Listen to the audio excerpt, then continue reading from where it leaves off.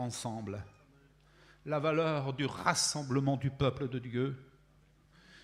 Essayez de comprendre. Ça vaut plus que l'argent, ça vaut plus que l'or, ça vaut plus que les perles, les belles perles, mes sœurs, que vous avez autour du cou, là, les beaux colliers de perles qui vous ont été offerts par vos maris. Ça vaut plus que tous les objets de prix, les objets à laquelle vous tenez, les objets de souvenirs qui viennent de famille en famille, les objets refuges dans lesquels on investit parce que c'est des valeurs sûres. Les choses de Dieu valent beaucoup plus que ça. Alors permettez-moi, on va entrer dans le message maintenant, parce qu'il ne faut pas non plus que je sois trop lent. On va voir ensemble maintenant je les ai mis par écrit, rapidement, avec mon petit stylo, qui n'a pas beaucoup de valeur. Mais dans les mains de quelqu'un, le stylo prend toute sa valeur. Premier point, parmi les objets de prix, les choses de valeur, l'amour. Essayez de comprendre, frères et sœurs. Qu'est-ce qui nous permet d'être ensemble? Qu'est-ce qui nous permet de nous supporter? Qu'est-ce qui nous permet de vivre ensemble, de partager ensemble, de côtoyer ensemble? C'est quoi? C'est l'amour. Essayez de comprendre. Il n'y a pas une chose qui vaut plus que l'amour. Aucune nation, aucun peuple, aucune famille, aucun foyer ne demeure uni s'il n'y a pas l'amour à la base. C'est l'amour qui nous permet d'être ensemble. C'est l'amour qui nous permet de nous supporter, qui nous permet de nous soutenir. C'est l'amour. Jésus a bien dit à ses disciples, tous connaîtront que vous êtes mes disciples si vous avez de l'amour les uns pour les autres. C'est bien Jésus qui a dit ces paroles. Oui, l'amour. Quelle valeur sûre, frères et sœurs, de nos jours. L'amour de Dieu. Ah oui, l'apôtre le dit, il en parle dans un passage, plusieurs malheureusement ne connaissent pas l'amour de Dieu et ne l'ont pas encore reçu. Et nous sommes appelés, nous les chrétiens, à la communiquer, à la faire connaître, mais surtout à la faire expérimenter. Quelle chose de valeur, frères et sœurs, l'amour. L'amour de Dieu.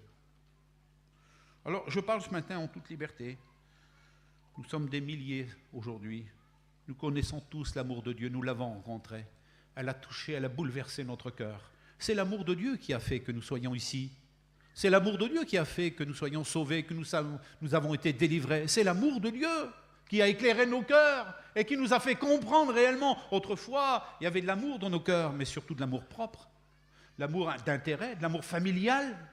On aimait ceux qui nous aimaient. Aujourd'hui, par la grâce de Dieu, on est capable d'aimer ceux qui ne nous aiment pas.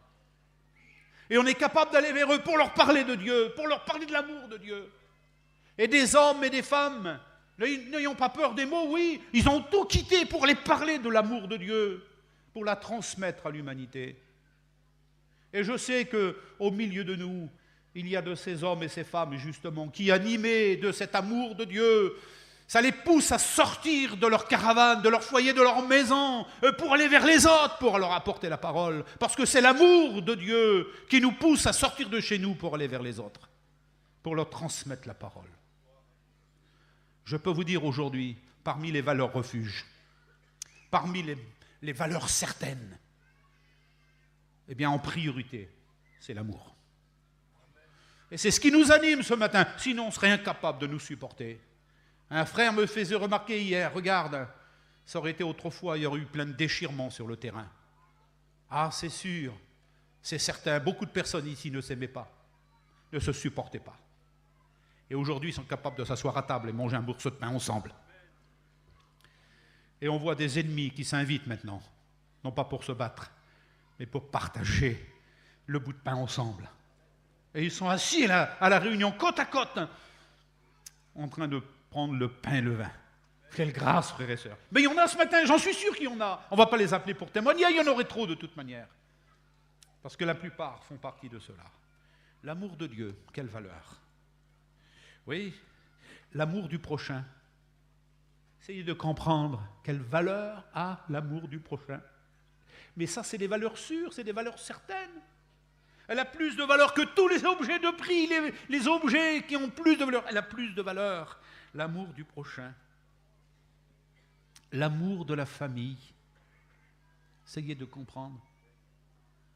L'amour de la famille.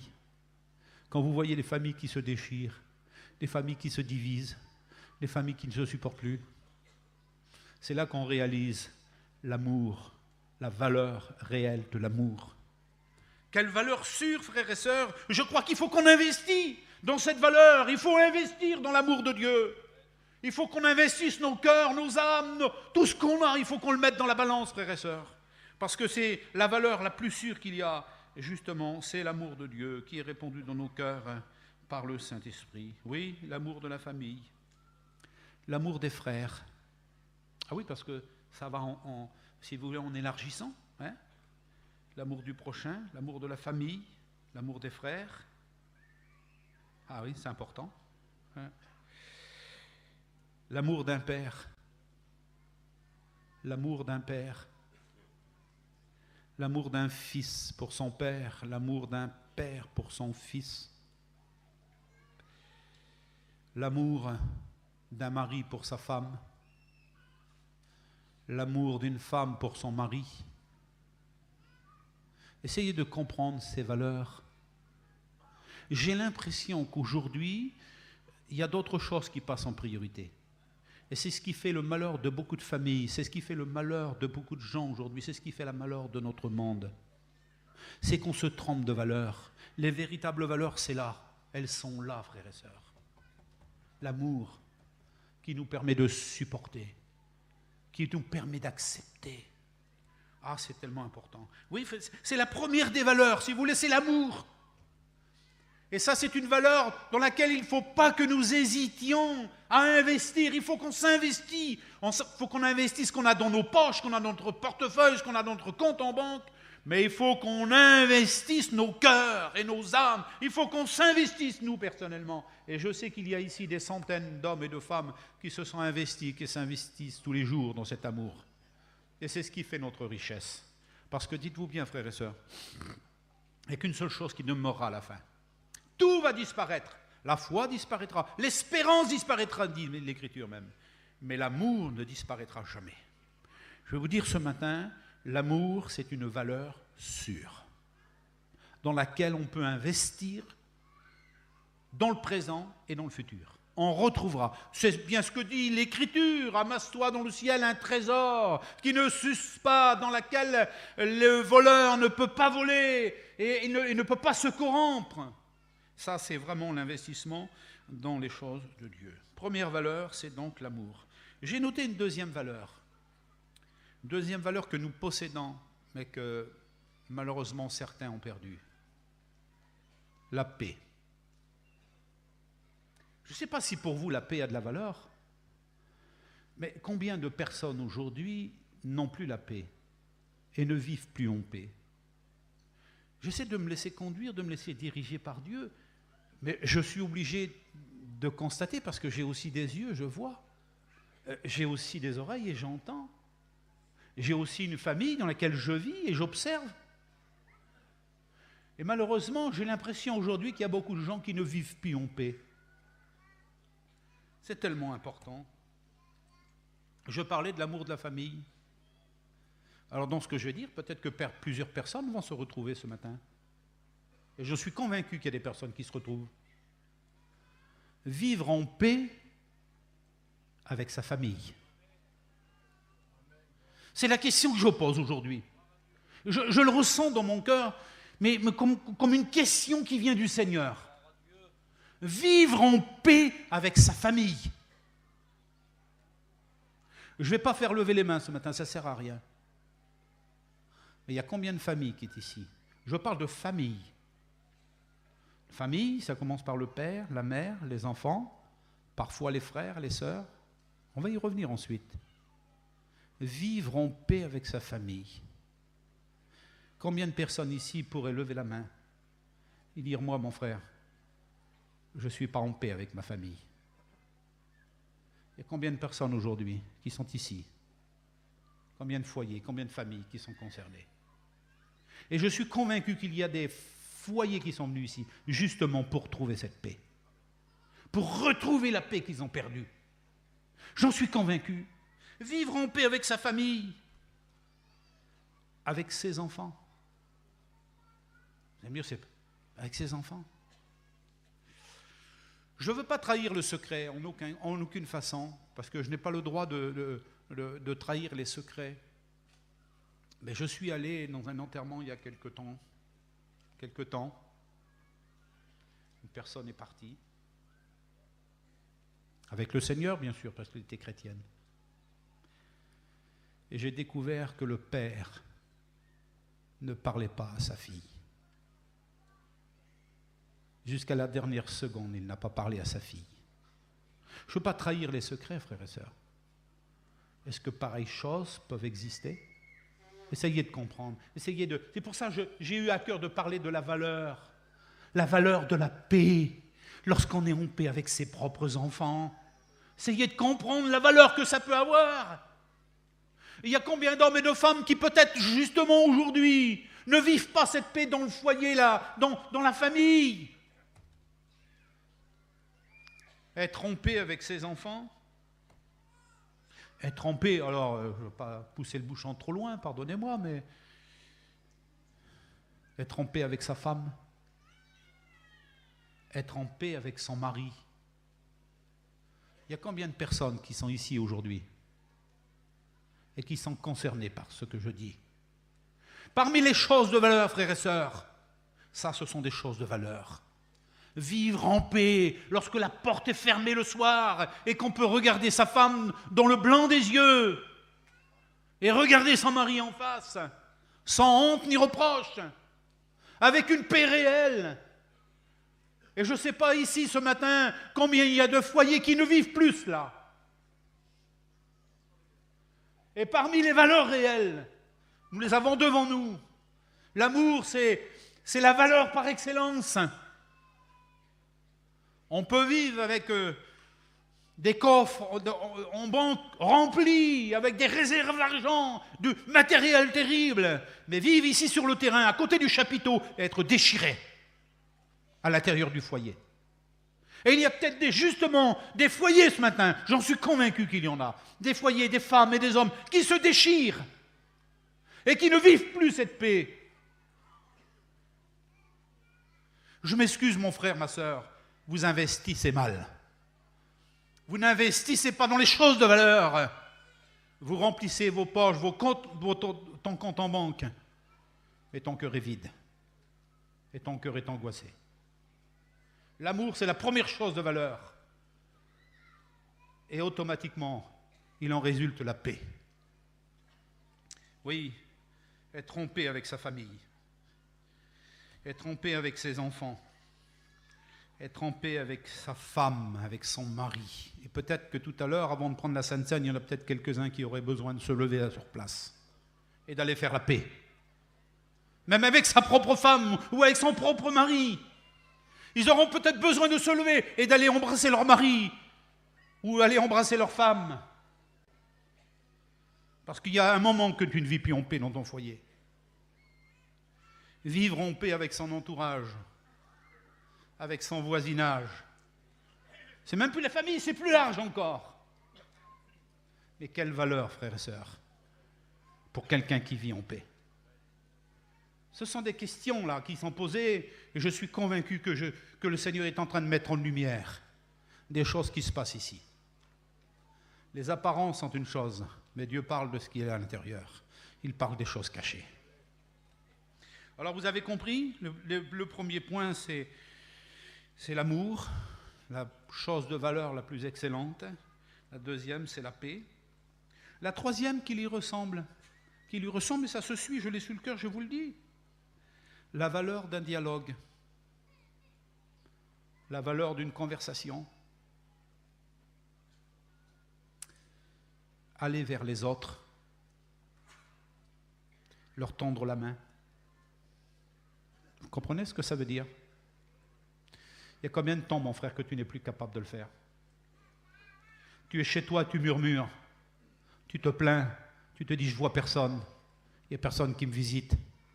Personne vient frapper à ma porte. personne ne se soucie de moi, mais tu es cloîtré chez toi. Ça fait combien de temps que tu n'es pas allé chez les autres? Tu n'es pas allé leur tendre la main. Le dialogue, vous savez ce que c'est que le dialogue? Le dialogue, ce n'est pas un monologue. Je parle en français là, il faut que je vous explique, pour ceux qui n'ont pas compris. Le monologue, c'est parler à soi-même. Le fils prodigue, il est rentré en lui-même. Il a parlé à sa vie, il a parlé à son âme, il a parlé à son esprit, il s'est parlé à lui-même. Personne n'entendait. Mais le dialogue, c'est ouvrir la bouche et parler à quelqu'un, c'est s'adresser à l'autre. Il y a combien de temps que tu ne t'es pas adressé à l'autre?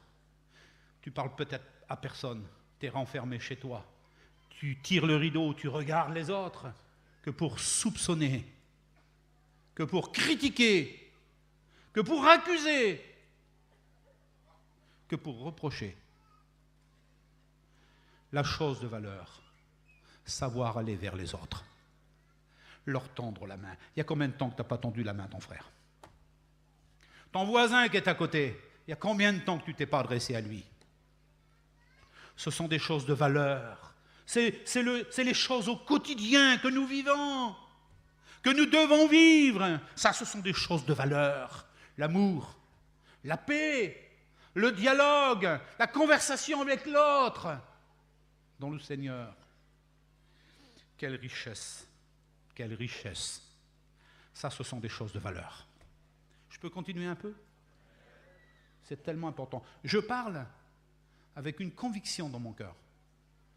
Je suis convaincu qu'il y a plein de gens qui sont concernés et qui ce matin doivent réagir par rapport au message. Je suis convaincu que le Seigneur, avec le petit stylo, est en train d'écrire dans ton cœur. Il est en train de te rappeler ces vérités. Et il est nécessaire qu'ensuite tu agisses et que tu ne te meurs pas inerte. C'est tellement important. La quatrième chose de valeur, donc la première, c'est l'amour. Deuxième chose, c'est la paix. Vivre en paix avec sa famille, avec ses enfants, avec sa femme, son mari, dans le foyer, dans son entourage. La valeur d'un dialogue. Ça coûte combien un dialogue? Peut-être que ça te coûte de parler à l'autre. Parce qu'il y a peut-être un moment qu'il y a des gens à qui tu ne parles pas. Peut-être qu'il va falloir que tu renoues le dialogue, que tu renouvelles le dialogue. Il va falloir que tu fasses un effort sur toi-même. Vous savez, pour gagner de l'argent, il faut avoir le courage de se lever puis d'aller travailler. Parce qu'il y a plein de gens qui prient, Seigneur, Seigneur, pourvois mes besoins, pourvois, Seigneur, tu sais. Oui, mais il ne bouge pas de chez lui. Il ne bouge pas de chez lui. Le manger ne tombe pas tout cul du ciel. Hein. Il faut aller le gagner aussi. Le Seigneur pourvoit nos besoins. Il va peut-être falloir... Alors tu demandes que la paix soit faite avec l'un et l'autre. Tu demandes que... Mais tu pourrais peut-être aussi y aller, toi. Tu pourrais peut-être un petit peu sortir de chez toi et puis aller vers l'autre. Combien de temps que tu ne l'as pas fait? C'est tellement important, frères et sœurs, aller vers l'autre. Je pense à ce verset de la Bible. Ça rentre quand même en ligne de compte. La Bible dit, si tu te mets en colère, que le soleil ne se couche pas sur ta colère. N'attends pas que le soleil, que la nuit soit finie, soit arrivée. N'attends pas le lendemain, parce que ça va encore germer davantage dans ton cœur. Alors avant que la nuit arrive et qu'il soit trop tard, va trouver ton frère, avec qui tu t'es mis en colère, et va lui tendre la main.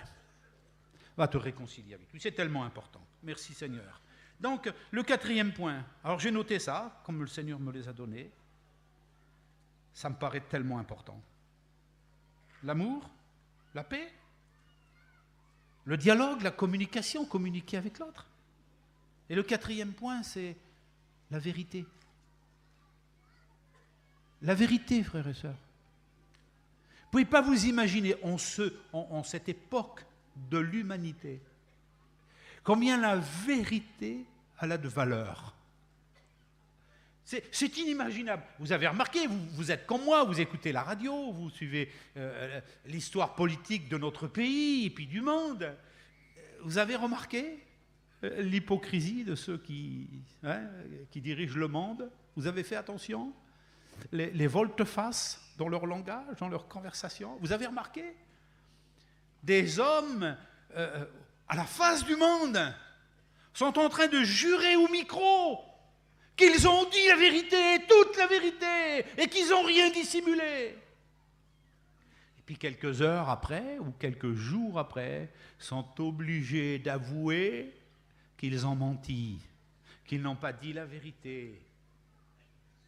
Est-ce que réellement nous pouvons leur faire confiance? C'est la question que je pose. Réellement.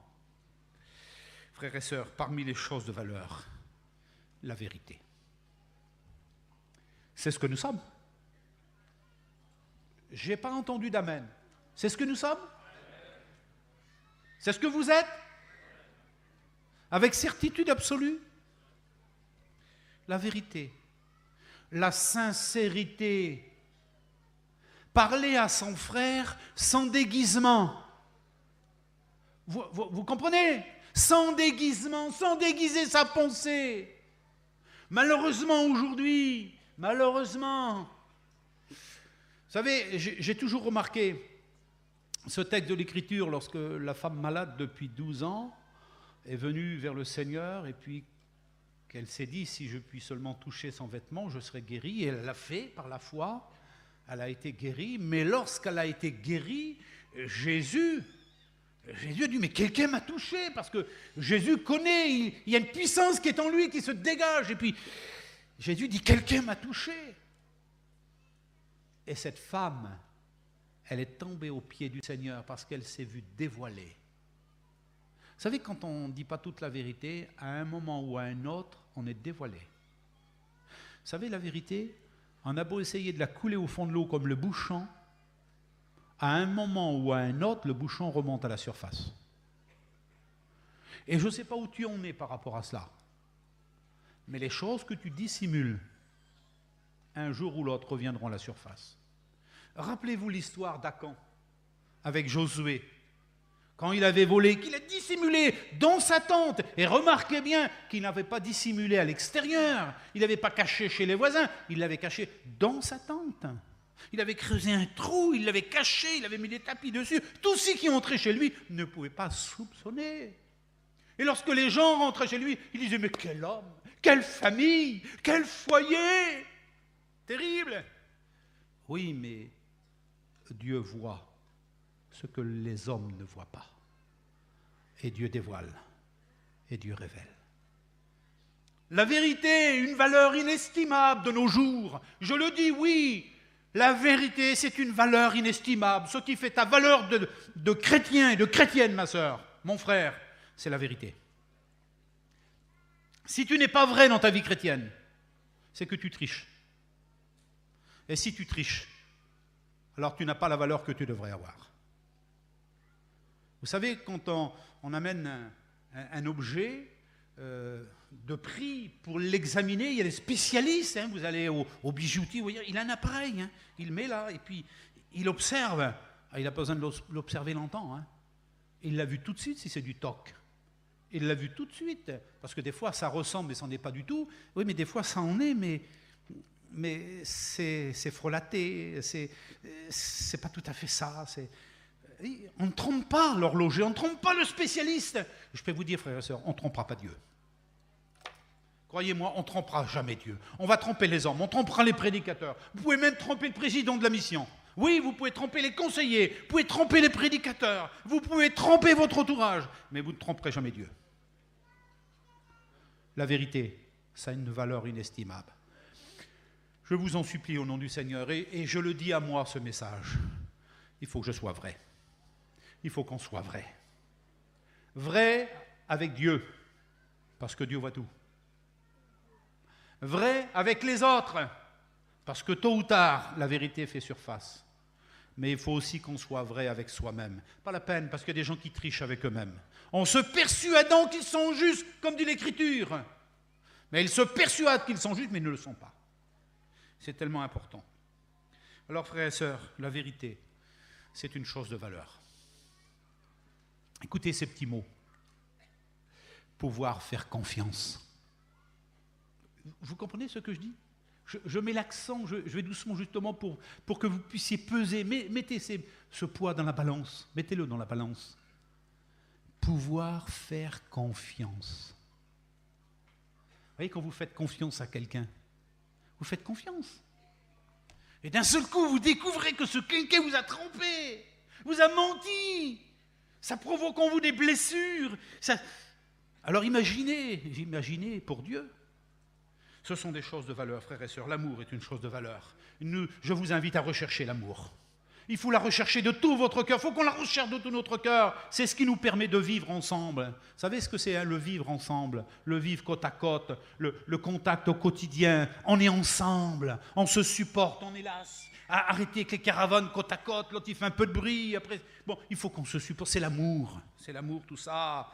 La paix, vivre en paix ensemble, le dialogue, la communication, la vérité, pouvoir faire confiance à l'autre. Est-ce que les autres peuvent nous faire confiance?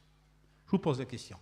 Est-ce que les autres, moi, je me pose la question, est-ce que les autres peuvent me faire confiance?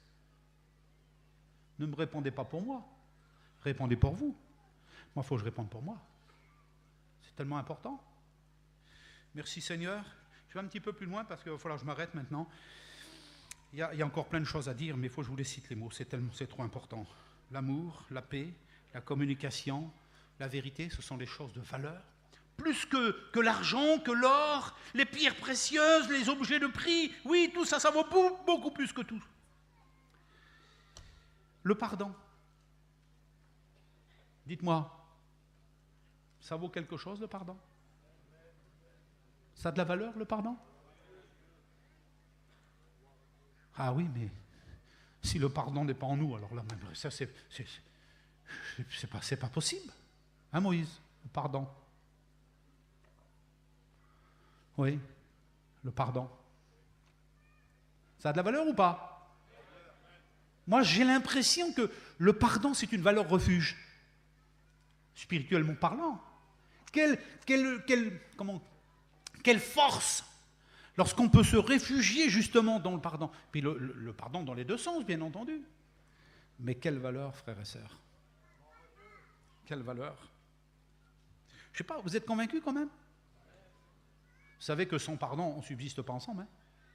S'il n'y a pas le pardon au milieu de nous, là, parce qu'il n'y en a pas un qui ne blesse pas l'autre, à un moment ou à un autre, d'une façon ou d'une autre, que ce soit en parole. D'ailleurs, l'Écriture nous dit que si quelqu'un ne branche pas en parole, c'est un homme parfait. Vous savez ce que veut dire le mot brancher? Brancher, c'est pas mettre le fil pour avoir le courant, hein, dans le texte biblique, c'est pas ça. C'est le mot trébucher. Et l'apôtre Jacques nous dit, si quelqu'un ne trébuche pas en parole, c'est un homme parfait.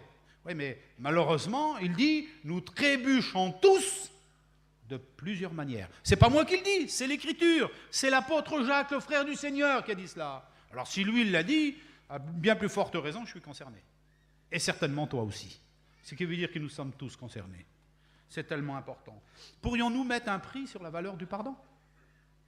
Vous savez très bien que le pardon n'a pas de prix, frères et sœurs. Le pardon, c'est ce qui permet à des hommes de s'asseoir ensemble, comme j'ai dit tout à l'heure, de prendre un repas ensemble, de partager le pain et le vin ensemble, de partager la prière, la communion. Deux ennemis sont capables de s'asseoir ensemble lorsqu'il y a le pardon.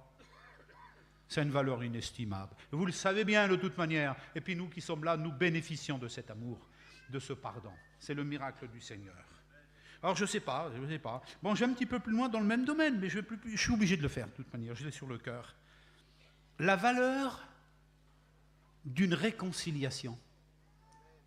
Écoutez bien, pour moi, ça vaut son pesant d'or. Excusez-moi l'expression, ça vaut son pesant d'or. L'amour, la paix, la communication, la vérité, le pardon, la réconciliation. Alors je pose la question, je ne sais pas s'il va y avoir des réactions, moi je ne sais pas, parce que ça sera à vous de réagir par rapport au message. Hein. Il y a combien de personnes qui ce matin auraient peut-être besoin de se lever à leur place et d'aller se réconcilier avec leurs frères, avec leurs sœurs. Je me souviens, un frère a prêché un jour dans une église. Un frère s'est levé suite au message. Il est allé embrasser sa femme. Ah oui, parce qu'avec sa femme, c'était la guerre. Vous voyez, il ne se supportait plus, c'était le déchet. Un frère. Et puis il y a une femme qui a fait la même chose. Elle a été vers son mari. Il y a un garçon qui est allé trouver son père et qui est allé se réconcilier avec son père. Un fils. Une fille est allé se réconcilier avec sa mère. Oh, j'exagère, vous allez me dire. Une belle fille s'est levée, est allée vers sa belle-mère. J'ai écouté un amen. Je ne sais pas combien de belles filles auraient besoin de le faire ce matin. Je ne sais pas combien de fils auraient besoin de le faire ce matin. Je ne sais pas combien de maris, de femmes auraient besoin de le faire pour aller trouver leur mari ou leur femme. Je ne sais pas. Je ne sais pas. Je ne sais pas combien de belles-mères auraient besoin de se lever pour aller trouver leur belle-fille. Mais ça ne m'étonnerait pas qu'il y en ait au moins une. Peut-être deux qui vivent bébé. Mais comprenez bien, frères et sœurs, ce que je suis en train de vous dire ce matin. Ce sont des choses de valeur. La valeur d'une réconciliation. Essayez de mettre un prix. J'ai vu des familles entières se réconcilier, alors que ça faisait des dizaines d'années qu'ils étaient en guerre. Cette année, c'est des gens du monde. Un jeune garçon a été tué à cause d'une querelle familiale qui dure depuis plus de 20 ans. Essayez de comprendre. Je ne sais pas jusqu'à quel point la discorde va durer, mais essayez de comprendre s'il y avait une réconciliation dans cette famille. Quelle valeur, quelle richesse. Je vais vous dire, frères et sœurs, aucun tribunal, aucun juge ne peut apporter la paix dans les familles. Il n'apporte qu'un jugement et des condamnations. Le Seigneur, lui, il apporte la paix. Il réconcilie les familles tout entières des ennemis. Sont capables aujourd'hui de s'asseoir ensemble et de communier ensemble. Essayez de comprendre ces valeurs, ils existent au milieu de nous. Ils sont là, ici. Je les vois devant moi, toutes ces valeurs. Parce qu'ici, il y a des centaines de personnes. Des milliers de personnes qui ont été réconciliées. J'en suis un de ceux-là, moi. J'ai eu besoin, quand je suis converti, de me réconcilier. J'ai baptisé mon cousin. Ça faisait 25 ans qu'il ne parlait pas à son frère. 25 ans. C'était fini, terminé. Ça s'est passé juste à côté, là. À côté de Metz. Il a rencontré le Seigneur. Et quand il a rencontré le Seigneur, la première image qu'il a vue devant ses yeux, c'est celle de son frère, à qui il ne parlait pas. Et son cœur était tourmenté. Il ne savait même pas où il était. Ça faisait 25 ans qu'il ne lui parlait pas, qu'il n'avait aucune nouvelle et personne ne pouvait lui en parler. Il ne voulait pas. Et là, il s'est renseigné. Il s'est renseigné. Mais on lui a dit, mais ton frère, il est juste à côté, à 4 ou 5 kilomètres. Il a couru dans sa voiture, il est allé trouver son frère. Et il s'est réconcilié avec son frère. Combien de personnes auraient besoin de se lever ce matin? J'exagère, tant pis. Je le dis, je l'ai sur mon cœur, je vous le dis. Combien de personnes ont besoin de se lever? Se lever ce matin. Peut-être aller trouver quelqu'un ici, dans l'auditoire. Peut-être il aurait besoin de téléphoner. Et puis il y a quelqu'un à l'extérieur. Je me souviens, lorsqu'ici à Gros-Tonquin, il y a une dizaine d'années à l'arrière, à la première convention, j'avais prêché sur le pardon. Et lorsque je suis sorti de la réunion, un inconverti m'a interpellé à l'extérieur du chapiteau. Il m'a arrêté avec sa voiture. Il est venu me dire bonjour. Il m'a dit, tu sais, je ne suis pas chrétien. Mais ce matin, j'ai été à la réunion. Ça fait 2 ans que je ne parlais pas à mon beau-frère. À la sortie du chapiteau, j'ai écouté ton message. J'ai décroché le téléphone et j'ai parlé à mon beau-frère. Je me suis réconcilié avec lui. C'est un inconverti. Aujourd'hui, bien sûr, il est chrétien. Et il y a combien de chrétiens qui n'ont pas le courage de faire ce que cet inconverti a fait? C'est humiliant de le faire. Peut-être, ça humilie. Mais quelle élévation spirituelle! Quelle victoire remportée! Quel bonheur pour les familles! Si tu savais, mon frère, ma soeur, si tu savais le bonheur que tu apporterais dans ton foyer, dans ta famille, si tu te réconcilierais. Si tu savais quelle paix tu vivrais. Tu es tourmenté dans ton cœur, tu es réveillé la nuit et tu sais que ça ne va pas. Tu le sais que ça ne va pas. Ce matin, c'est un message, je l'ai sur le cœur, je te le dis. C'est une valeur réelle, la réconciliation. Ça coûte, oui, ça coûte. Ça coûte très cher, la réconciliation. Rappelez-vous, frères et sœurs, que pour nous réconcilier, Christ est venu sur la terre pour nous réconcilier avec son Père. C'est pour ça que la Bible dit, nous vous en supplions au nom de Jésus-Christ, soyez réconciliés avec Dieu, parce que la paix, vous savez, elle passe par la réconciliation. Et il faut savoir faire la paix avec son prochain. Il faut savoir faire la paix avec Dieu ensuite, pour avoir la paix avec soi-même. Parce qu'il y a des gens ici qui ne sont pas en paix avec eux-mêmes, c'est parce qu'en réalité, ils sont ni en paix avec Dieu, ni avec leur prochain. Et c'est pour ça que ça va mal chez toi. Et ce matin, il ne faut pas que tu quittes ce chapiteau. Il ne faut pas que tu t'approches de la Sainte Seine sans t'avoir réconcilié. On parlait avec une jeune fille hier, avec enfant. Enfin, pas une jeune fille, une jeune femme. Qui essaie, pardonnez-moi, hein, je ne veux pas révéler les secrets. Mais elle est séparée d'avec son mari depuis 1 an. Et elle veut continuer à prendre sa Sainte Seine. Je dis, comment que tu fais? Comment que tu fais pour t'approcher du pain et du vin? Ton mari est chrétien, tu es chrétienne, vous êtes séparés. Réconcilie-toi. Fais la paix avec ton mari. Raccorde-toi. C'est biblique, c'est écrit. Un foyer chrétien ne peut pas faire autrement que de vivre ensemble. Alors elle voulait que je lui donne l'autorisation, mais moi je n'ai pas d'autorisation à te donner. Le régulateur de la conscience, il existe, non? Notre conscience est le régulateur de notre vie chrétienne. On ne devrait même pas avoir besoin de venir vers quelqu'un pour lui dire, mon frère, tu ne peux pas prendre la Sainte Seine, hein? Pas sûr que tu ne peux pas la prendre, la Sainte Seine, hein? On ne devrait même pas avoir besoin de le faire. Dans sa conscience, il doit le savoir quand même, non? Il est chrétien, il a l'Esprit de Dieu.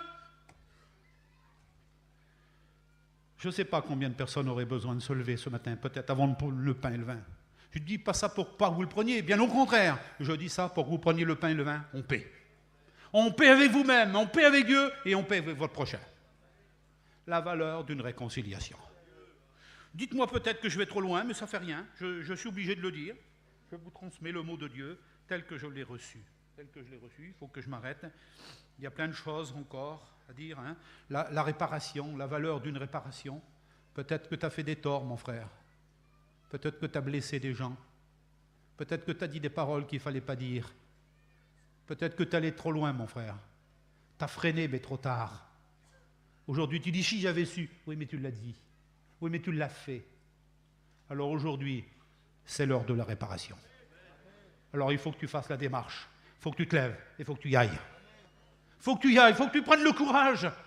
Ça va t'humilier. Oui, c'est vrai. C'est vrai que ça va t'humilier. Mais ça va t'élever. Parce qu'après avoir été humilié, disait David, alors le Seigneur m'a relevé. Et le Seigneur m'a relevé. Et le Seigneur veut te relever aujourd'hui. La valeur d'une réconciliation.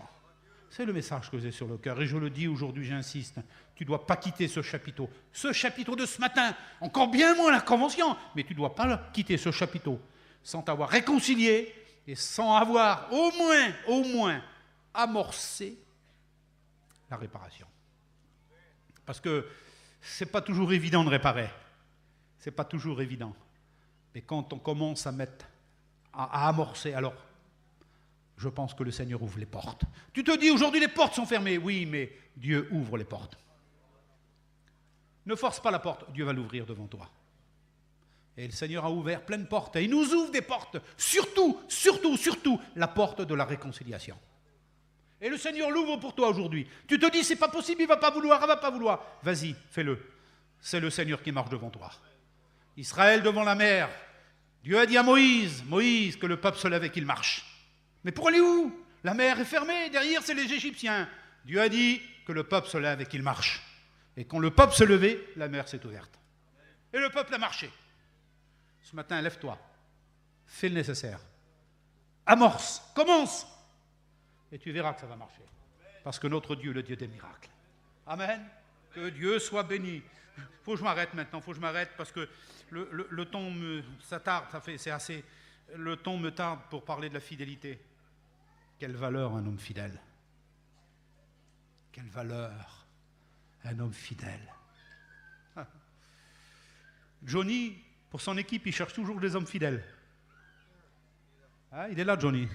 Ah oui, c'est ça, pour la convention. Vous comprenez bien, on en a besoin. Les hommes fidèles à leur poste, là, qui sont là. Les musiciens, ils sont là fidèlement ce matin. J'ai écouté. Michel les a appelés hier, ils étaient là ce matin. Fidèlement à leur poste. La valeur d'un homme fidèle. Ah, c'est tellement important. Hein. Merci Seigneur. Hein. Et puis, il me tarde aussi de vous parler de l'honnêteté. Parce que j'avais noté aussi ce point que Dieu m'avait mis sur mon cœur. L'honnêteté. Vous savez ce que c'est que l'honnêteté? Je fais exprès de le parler lentement pour que vous compreniez bien et vous l'assimiliez. La Bible, elle parle des cœurs honnêtes et bons. Et cela porte du fruit. Quelqu'un qui n'est pas honnête, il est quoi? Malhonnête. Vous voyez?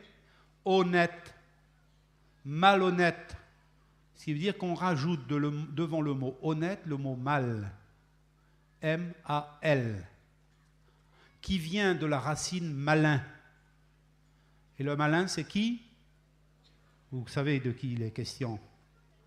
Et le malin essaie de détourner les hommes honnêtes de leur honnêteté. Et certains tombent dans la malhonnêteté. Que ton travail soit honnête, mon frère. Il faut que tu travailles honnêtement.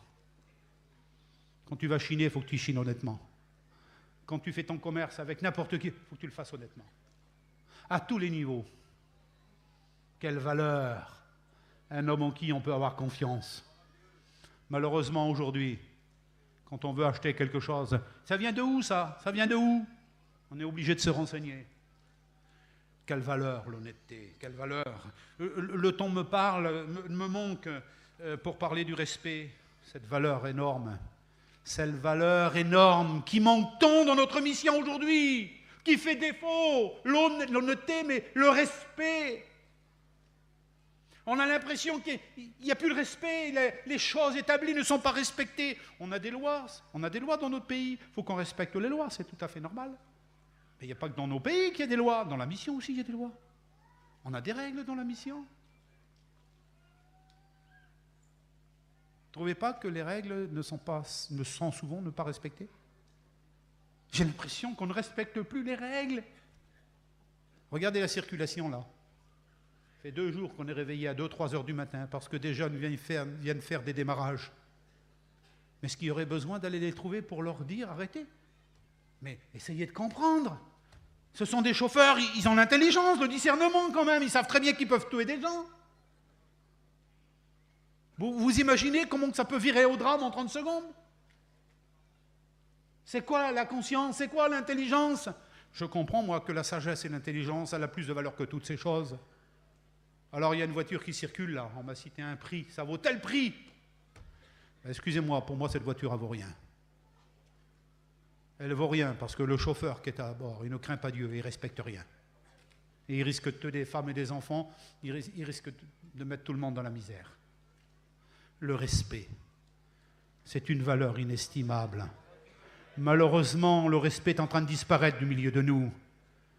Les jeunes ont du mal à respecter les vieux, excusez-moi l'expression, ce que je dis. Moi, je me souviens, lorsque j'étais enfant, on était assis, et lorsqu'une personne âgée venait, on se levait tout de suite pour laisser la place. On respectait, on n'avait même pas le droit de dire un mot. Lorsque les vieux arrivaient, on se retirait, on fermait notre bouche, on ne disait rien, on laissait les personnes âgées ensemble. Il est où notre respect aujourd'hui? Il est où ton respect? Quelle valeur? Ne trouvez-vous pas qu'on aurait besoin de revenir aux vraies valeurs? Ne trouvez-vous pas qu'on aurait besoin de faire un demi-tour et puis de revenir, vous? Je ne sais pas, j'ai cette impression, frère, je ne veux pas broyer du noir, surtout pas. Notre Dieu fait un grand miracle. Nous appartenons au Seigneur. Notre mission existe, mais je vous en supplie, notre mission, elle est fragile. On a besoin de surveiller. On a besoin de faire attention. On a besoin de revenir aux vraies valeurs. On a besoin de revenir aux vraies valeurs. Il faut que je m'arrête maintenant. Allez, il faut que je m'arrête. J'ai un dernier mot. Je l'ai noté, j'aurais dû vous le dire avant, ça ne fait rien. Je le répète. Bon, ça ne fait rien. La valeur d'une repentance. Je ne sais pas. Essayez de comprendre par rapport à tout ce que j'ai cité là. C'est le point de conclusion. La valeur d'une repentance. Vous savez ce que c'est que la repentance? C'est le regret des fautes qu'on a commises. C'est ça la repentance. Hein? Et la véritable repentance, non seulement elle produit en nous le regret d'avoir commis, mais en plus elle met dans nos cœurs le désir de réparer. la volonté, le vouloir d'aller vers l'autre pour réparer la casse qu'on a fait. Alors, je vous le dis, frères et sœurs, si ce message ne vous a pas touché, que vous êtes concerné, que vous a pas touché, je ne comprendrai pas. Je ne comprendrai pas. Moi, ça me touche parce que je me sens concerné pleinement par ce message. La valeur d'une repentance. Essayez de mettre un prix. Mettez un prix, allez-y voir. Ce n'est pas une machine à sous, hein, dans laquelle on met 1 euro, hein, où c'est écrit à tous les coups, on gagne. Hein, ce n'est pas ça du tout. Il faut que la repentance soit vraie, qu'elle soit sincère. Et je suis convaincu que ce matin, celui qui a reçu cette valeur et qui va la mettre en pratique, alors il va ressortir vainqueur de ce chapiteau-là. Il va ressortir plein de force et ça va être une grande bénédiction. Il faut que la semaine qu'on va passer ensemble, parce qu'on va la passer ensemble cette semaine-là. Vous êtes d'accord? On la passe ensemble, hein? Ben, il faut que ce message, il est tout sans sens. Hein? Ah oui, il ne faut pas qu'il passe à côté. Il faut que le premier jour de la convention, là, le premier culte, il faut que ce soit une bénédiction pour tout le restant de la semaine. On va prier ensemble le Seigneur. Voilà, j'ai à cœur de prier maintenant. Il faut qu'on prie le Seigneur.